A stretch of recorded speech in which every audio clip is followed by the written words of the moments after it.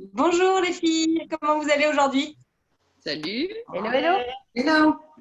Aujourd'hui, on a une super rencontre avec Natacha, qui est naturopathe, qui est formatrice et qui a élaboré et conçu une méthode corporelle, la voix des sens, dont elle va nous parler maintenant. Natacha, comment es-tu arrivée à la résolution émotionnelle? Bonjour tout le monde. Alors, la résolution émotionnelle, j'ai réfléchi un peu à cette question, comment je pouvais vous l'aborder, et je me suis dit, je ne peux pas le faire sans parler un petit peu de moi aussi. En fait, j'ai travaillé pendant 15 ans en marketing commercial, qui n'a strictement rien à voir avec la résolution émotionnelle, mais où j'ai eu le bonheur de faire 2 burn-out.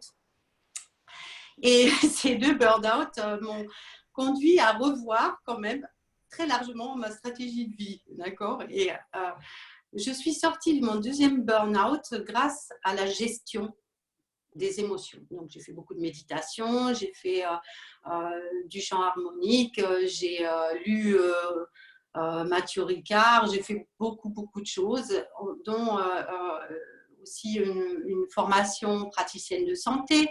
Et vraiment, j'étais devenue championne de la gestion et je pensais m'en sortir pas trop mal.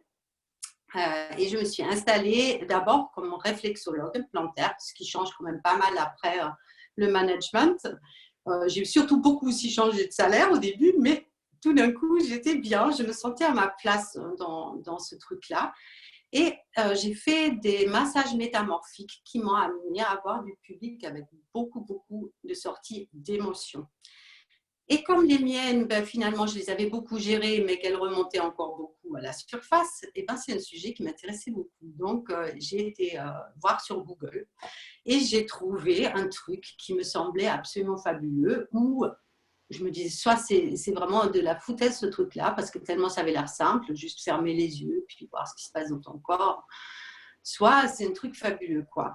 Et j'ai eu la curiosité de le tester et je suis parfaitement affirmative aujourd'hui, c'est un truc fabuleux, quoi. Ça a complètement changé ma vie. Donc, à partir de là, je me suis tout de suite formée d'abord avec Bénédicte Garrel. Et depuis, ça m'accompagne un peu dans tout ce que je fais, quoi. Comment tu intègres la résolution émotionnelle dans ton activité professionnelle aujourd'hui? Alors, au départ, je l'avais vraiment utilisé en réflexo avec mes patients qui avaient leur sortie d'émotion. Au moment où ça arrivait, je leur faisais des régulations à ce moment-là.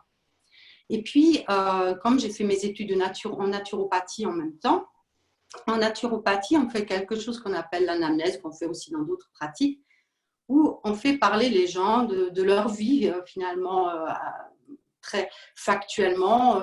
Et c'est un premier rendez-vous de bilan où on a cette anamnèse. Et là, j'avais pris l'habitude de faire des résiliations aux personnes dès que je voyais qu'il y avait une émotion qui montait. Admettons que quelqu'un parlait d'un événement dans sa vie, un accident, un viol, enfin n'importe quoi, ce qui pouvait arriver. Et je faisais tout de suite faire des résolutions. Et à ma grande surprise, j'ai eu des personnes qui étaient venues avec des difficultés physiologiques, puisque en naturopathie, souvent les gens viennent pour des maladies récurrentes, pour des choses très chroniques, des douleurs chroniques, etc. Et bien, des gens qui, rien qu'après l'anamnèse, m'appelaient après en me disant écoutez, ça va mieux. J'ai eu comme ça le plus fabuleux, je pense, c'était une dame à qui j'ai fait 3 résiliations pendant l'anamnèse et qui m'a appelé le soir en me disant écoutez, mon eczéma et mon psoriasis qu'elle avait depuis des années a disparu en l'espace de 1 à 2 heures après notre entretien. Alors, bon, ça m'a mis, évidemment, ça m'a interpellée. Je me suis dit, ça marche aussi sur les trucs physiques. Et j'ai beaucoup creusé ça puisque ça m'a beaucoup intriguée, surtout pourquoi des fois ça marche, des fois ça ne marche pas. Quand il y avait un côté un peu aléatoire comme ça. Et donc, aujourd'hui, à partir de là, c'est plutôt les autres techniques que j'intègre dans ma pratique de résiliation. D'accord ? Au départ, j'avais pris la résiliation pour aider mes pratiques et aujourd'hui, c'est complètement l'inverse, c'est-à-dire que je vais piocher dans ma boîte à outils naturopathe, réflexologue, massage métamorphique, seulement si je me rencontre des blocages ou des paliers. Et seulement dans un second temps, et puis toujours pour revenir encore à la résolution. En fait. Wow, super. Natacha, c'est quoi la voie des sens? Alors la voie des sens, c'est justement ce que j'ai développé après avoir eu cette curiosité vis-à-vis des difficultés physiologiques. J'ai d'abord fait une formation en psychosoma avec Luc et Jacques Fumex à l'époque, et que j'ai mis en pratique. J'ai vraiment voulu utiliser cet outil-là pour aider les personnes à aller mieux dans leur corps. Et j'étais très frustrée avec cette méthode-là parce qu'on remonte chaque fois au mental. Alors bon, ça serait trop compliqué à expliquer là, ici, maintenant, je n'aurais pas le temps. Mais il y avait vraiment cette idée que pour moi, résoudre ce qui se passe dans le corps, on doit rester dans le sensoriel puisque si je veux trouver les émotions qui sont en lien avec mon problème de santé physique, qui sont souvent des émotions non conscientes, donc j'ai absolument aucune idée où elles se trouvent, et ben pour moi, ça passe pas par le mental, sinon je retourne dans la gestion. Et puis, bien que j'ai eu quand même de bons résultats avec ce protocole-là, j'étais dans l'interrogation. Je me suis dit, on doit pouvoir trouver un moyen pour rester. Et c'était devenu une obsession. Hein. Moi, je me levais avec ça le matin, je me couchais avec ça le soir et je réfléchissais la nuit. Enfin, c'était... Et à un moment donné, j'ai eu cette idée. Je me suis dit, mais pour rester dans le sensoriel, c'est quoi le sensoriel? Le sensoriel, c'est les 5 sens. D'accord? Donc, peut-être que les canaux sensoriels, et c'était d'abord une élaboration théorique, peut-être que les 5 sens, c'est exactement là-dedans qu'on stocke nos informations en lien avec nos émotions inconscientes. D'autant que, enfin, je ne vais pas trop rentrer dans les explications, mais donc ça a été le point de départ. Et tout de suite, j'ai vraiment eu tout de suite une idée de comment mettre ça en application, comment le faire. Et j'ai commencé à l'utiliser avec des cobayes. Puisque j'avais plein de personnes qui étaient OK pour ça, qui connaissaient certains déjà la résolution, d'autres pas du tout. Et donc, le principe de résolution est toujours utilisé là-dedans, puisque ça, c'est le mécanisme qu'on a en nous pour libérer les émotions. Mais ce qui change, c'est la façon d'aller chercher les émotions non conscientes, d'aller les chercher vraiment dans le sensoriel plutôt que dans le mental. Donc, on se défait, on n'a même pas besoin d'avoir une situation de départ, d'accord? On part tout simplement, on peut partir juste de la douleur ou on peut partir juste d'un mal-être. Et donc, j'ai élaboré cette méthode, on va dire, hein, pour accompagner mes clients. Et vraiment, c'est pareil, c'est devenu une passion parmi les autres, toujours avancer un peu plus sur cette voie des sens. Alors, je crois que tu accompagnes aussi les thérapeutes, c'est bien ça? Tu nous en parles? Oui, alors ça, c'est quelque chose qui s'est fait un petit peu naturellement aussi.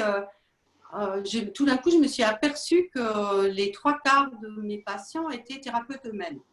Je m'en suis rendu compte une fois où j'ai voulu faire une formation pour aider les thérapeutes. Je me suis dit, mais mince, mais t'es déjà dedans en fait. D'accord? Et l'accompagnement principal que je fais pour les thérapeutes, c'est qu'ils se servent d'abord de l'outil de résolution ou de voie des sens pour eux être en accord avec ce qu'ils font. Parce qu'il y a beaucoup de thérapeutes qui ont des interrogations sur leur place dans leur métier, qui savent pas forcément, qui se disent ok, j'ai envie de faire ça, mais est-ce que c'est vraiment ça que je dois faire? Donc c'est plus du développement personnel de thérapeute que je fais là. Et très souvent, ces thérapeutes-là, quels qu'ils soient, que ce soit des psys ou des sophrologues, ou j'ai beaucoup de personnel d'accompagnement aussi, des infirmières, des personnes qui travaillent dans des EHPAD, etc. L'accompagnement, ça va être, oui, plus pour qu'elles soient alignées avec ce qu'elles font. Et ensuite, pour la plupart, ils en viennent aussi à utiliser l'outil de la résolution pour leurs clients. Parce que s'ils l'ont goûté pour eux-mêmes, s'ils ont vu qu'ils pouvaient s'épanouir avec ça pour eux-mêmes, tout naturellement, on a envie de partager après. Merci. Est-ce que tu animes des formations et si oui, pour quel public? Alors oui, aussi, je fais des formations pour les thérapeutes, justement, beaucoup, où je leur apprends à utiliser la résolution simple, on va dire traditionnelle, et la résolution dans le sens voie d'essence pour aller sur tout ce qui est douleur chronique, addiction, les maladies et mal-être diffus aussi, des choses comme ça. Et puis, un autre dada que j'ai, c'est travailler avec les parents et les enfants, parce que ça, c'est vraiment un truc qui me tient à cœur. Je pense que si on pouvait éduquer tous les enfants à retrouver leur capacité à résilier, eh ben, le monde serait différent aujourd'hui et demain surtout. Alors oui, j'aime beaucoup, c'est des ateliers que je fais plutôt pour les parents dans un premier lieu, et puis après des formations assez courtes mais très efficaces pour qu'ils puissent être dans une relation d'écoute avec leurs enfants par rapport à l'émotionnel et qu'ils puissent les guider à travers les difficultés émotionnelles que rencontrent leurs enfants.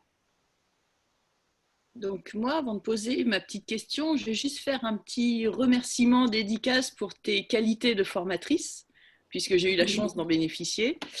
Voilà, c'est une formatrice hors pair, et donc ça me permet de rebondir et de te demander, est-ce que tu as une résolution qui t'a particulièrement marquée?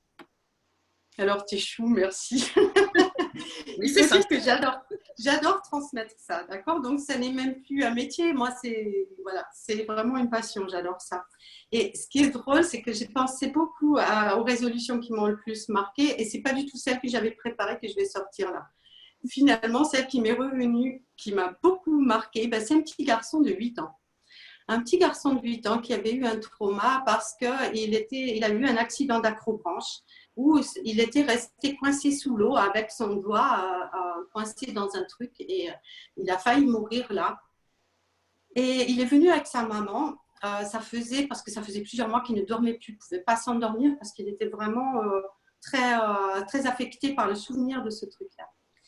Et ce gamin, il était face à moi, je lui demande de raconter un soir où il n'arrive pas à dormir, et il ferme les yeux, et il ouvre les yeux, et il dit « c'est bon ». Et j'ai senti que c'était vrai, j'ai senti que c'était OK. Alors je me suis tournée vers sa mère, et j'ai dit « je pense que c'est OK ». Et là, du coup, sa mère s'effondre. Et je fais tout de suite un direct à sa mère parce qu'elle était dans un état, c'est pas possible que ça soit déjà fini au fait. Elle n'y croyait pas. Alors j'ai fait une résolution tout de suite à elle, et les deux sont sortis de là avec une banane incroyable. Et c'était une leçon pour moi aussi de me dire vraiment, ce gamin, il s'est connecté, il a juste ouvert la porte. Juste, il a ouvert la porte et c'était fini, quoi.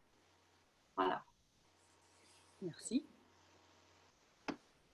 Super, super témoignage, Natacha. Merci. J'en ai des frissons partout. Donc, j'imagine que c'est assez intense pour toi. Est-ce que tu as un message que tu as envie de passer aujourd'hui? Alors, j'en ai deux. Le premier, c'est vraiment que la résilience, ça s'apprend. Et ça, je trouve ça, pour moi, ça a été le truc qui a été peut-être le plus déterminant dans ma vie. C'est que je pensais, moi, comme ça, il y a des gens qui sont résilients, il y en a d'autres qui ne le sont pas. J'ai toujours été fascinée par la résilience, le fait de pouvoir rebondir. Je pense que malgré tout, j'ai été bien dotée par ça déjà depuis le début de ma vie. Mais quand j'ai été frappée par mes burn-out, ça a été drôlement compliqué de faire appel à cette résilience. Et quand j'ai appris qu'en écoutant ce qui se passe dans mon corps, je peux redevenir résiliente, et que j'ai vu des personnes devenir résilientes qui ne pensaient pas l'être du tout, je trouve que c'est un message très important à faire passer. Si vous n'êtes pas bien, c'est jamais impossible. Tout est possible, d'accord? On peut revenir sur ce qu'on croit être. Et puis, un deuxième message que je voudrais faire passer, parce que j'ai lu ça ce matin et j'ai trouvé ça vraiment génial, c'est de Picasso qui disait qu'il fallait apprendre les règles comme un professionnel pour pouvoir les enfreindre comme un artiste. Et ça, j'adore. Et ça s'adresse à tout le monde aussi, mais surtout aussi aux thérapeutes et aux praticiens, parce que pour moi, ben voilà, il faut apprendre effectivement les règles de cette résolution, savoir comment ça marche, comment ça fonctionne, mais après, de pouvoir nous en servir avec notre propre créativité.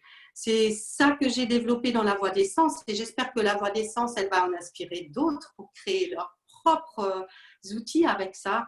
Et voilà. Merci tout le monde. Merci à toi. Merci. Merci beaucoup.